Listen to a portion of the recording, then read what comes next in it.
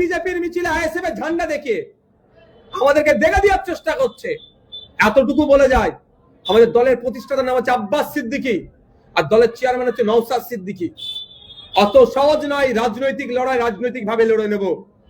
5 বছর ধরে তৃণমূল চেষ্টা করেছিল বিজেপির সাথে আমাদের সম্পর্ক আছে জুড়ে দেওয়ার, প্রমাণ করতে পারেনি। আগামী 50 বছরও কেউ প্রমাণ করতে পারবে না যে বিজেপির আমরা সহযোগিতা করব। 4 তারিখ বেলা 4টের পরে কিছু তৃণমূল আইএসএফ সেজে গেছে, তাদের দ্বারাই সব থেকে বেশি বিশৃঙ্খলা সারা রাজ্যে হয়েছে। আইএসএফ এর দায়ভার কাঁধে নিতে হয়েছে। এমনও হয়েছে তৃণমূল করত কাঁধে আইএসএফ এর ঝান্ডা নিয়ে বিজেপির মিছিলে ঢুকে গিয়েছে। এই ঘটনা ঘটছে, আমরা চিহ্নিত করছি, তাদের বিরুদ্ধে আইনত ব্যবস্থা নেব আমরা। আর যদি আইএসএফ এর কেউ যেটা করে থাকে তাদেরকে পার্টি থেকে বহিষ্কার করব, এটা জোর গলায় বলছি। আমাদের আইডিওলজির সাথে বিজেপির আইডিওলজি ম্যাচ করে না। আমরা বিজেপি তৃণমূলের বিরুদ্ধে রাজনৈতিক লড়াই সংগ্রাম করছি, তৃণমূলকে পরাস্ত করেছি, আগামী দিনে বিজেপিকে পরাস্ত করব। কোনোভাবেই বিজেপির সাথে আমাদের সম্পর্ক না ছিল না আছে, আর আগামী দিনে বিজেপির আইডিওলজি পরিবর্তন না করলে থাকবে না।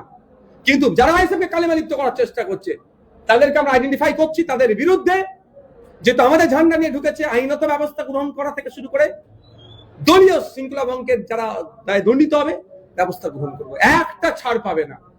এক সময় তৃণমূলের গলা কাটা করেছিলেন আরাদুল ইসলাম, এখন কি তিনি আইএসএফ এর গলা কাটা করছেন?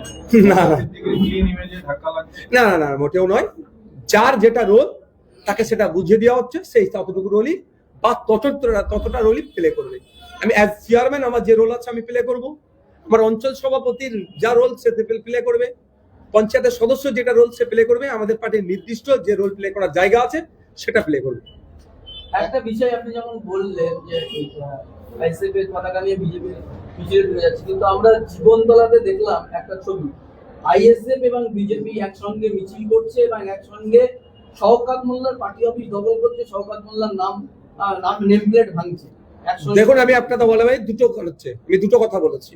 দলীয় শৃঙ্খলা ভঙ্গের দায়ে তাদেরকে আমরা সাসপেন্ড করব, আইডেন্টিফাই করছি।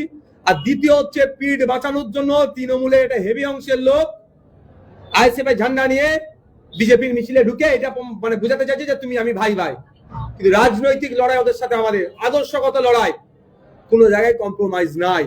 ওরা ওদের দুর্নীতি এত করে ফেলেছে যারা এবার তাদের আর পিঠ বাঁচাবার জায়গা নেই, দাও আইএসএফ এর ঝান্ডা ঘাড়ে নাও, ওদের মধ্যে ঢুকে যাও, এটা করছে। আমরা সব দেখছি। রিসেন্ট আপনাদের বলি, হাওড়া জেলার আমাদের এক নেতৃত্ব আমরা খুঁজে পেয়েছি, তাকে আমরা সাসপেন্ড করছি এবং ওইগুলোকেও আমরা আইডেন্টিফাই করছি। কারণ এই ভোটের পরে একটা তো বড় হয়েছে, সেগুলোকে আমরা ডাকছি।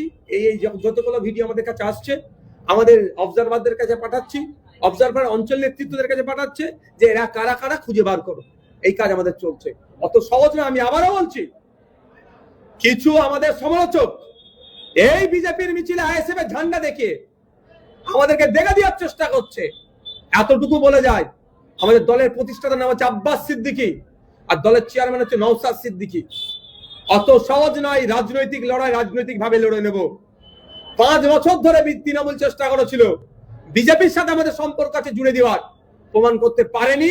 আগামী 50 বছরও কেউ প্রমাণ করতে পারবে না যে বিজেপির আমরা সহযোগিতা করব।